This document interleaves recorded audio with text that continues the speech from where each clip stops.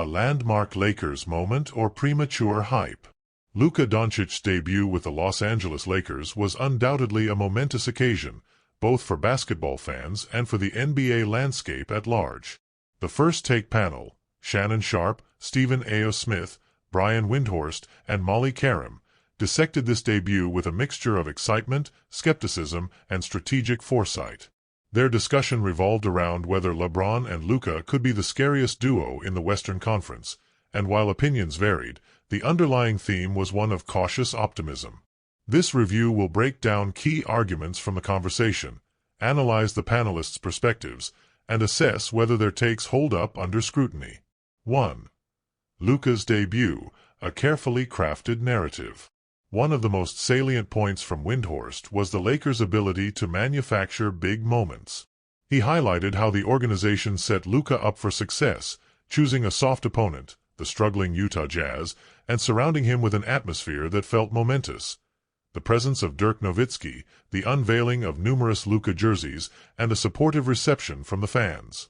While this orchestration played to the Lakers' strengths as a franchise that thrives on spectacle, it also raises a valid counterpoint.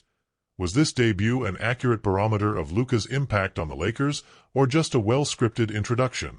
Windhorst emphasized that this game meant nothing in the grander scheme, as it was not a high-pressure contest. This take tempers the excitement and places the burden of proof on Luka and the Lakers moving forward.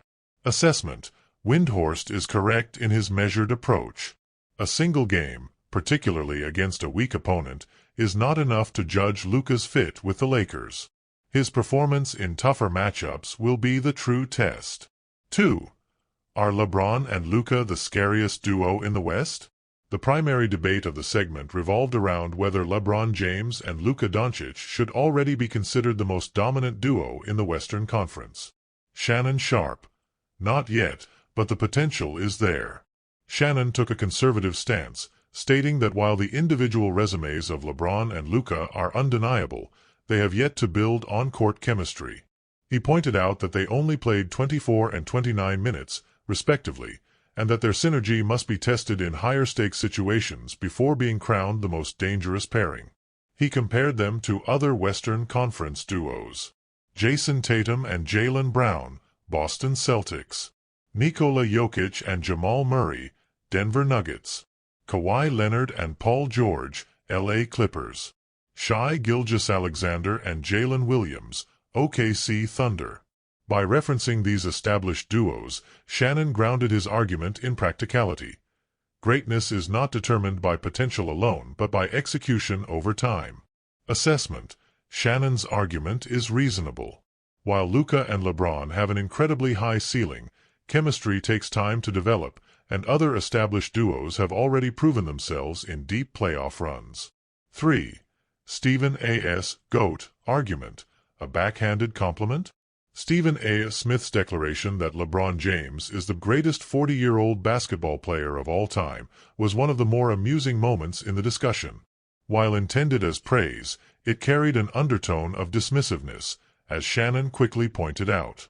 By framing LeBron's dominance in the context of his age, Stephen A. subtly shifted the narrative away from LeBron's overall greatness. Shannon rightfully called this out, stating that LeBron is in great shape for any age, not just for a 40-year-old. This moment was a classic example of Stephen A.'s rhetorical tactics, giving credit while simultaneously undermining it. It also played into the ongoing LeBron versus Jordan discourse, as he indirectly suggested that Jordan's dominance in his prime was more scary than LeBron's at 40. Assessment: Stephen A.'s comment was meant to stir debate rather than provide a serious analytical point. It was entertaining but ultimately a distraction from the actual discussion of Luka and LeBron's potential. 4. The Western Conference landscape, Lakers versus OKC and Denver. Towards the end of the segment, the conversation shifted toward playoff matchups. Shannon expressed supreme confidence that the Lakers would defeat the Oklahoma City Thunder if they met in the Western Conference Finals. Stephen A., however, dismissed this as outright delusional. This part of the discussion highlighted a crucial reality. The Lakers, despite their talent, face significant challenges in the West. Denver Nuggets remain the biggest roadblock, with Nikola Jokic's dominance and their depth. OKC Thunder, led by Shai Gilgeous-Alexander, have been a surprise powerhouse, playing with cohesion and versatility. Injuries and roster depth remain an issue for the Lakers, particularly in the front court. Stephen A. argued that unless the Lakers catch a few lucky breaks, such as injuries to key opponents, they are unlikely to make it past both OKC and Denver. Assessment: Stephen A. is right to be skeptical. The Lakers have shown flashes of brilliance, but relying on luck is not a sustainable championship formula. Final verdict: a well-rounded but premature debate. This first take segment was engaging, with strong perspectives from all panelists. However, the debate over Luka and LeBron as the scariest duo feels premature. The key takeaways are: Luka's debut was well orchestrated but not a true test. LeBron and Luka have the potential to be the scariest duo but need time to develop chemistry. The Western Conference is stacked, and Denver remains the team to beat.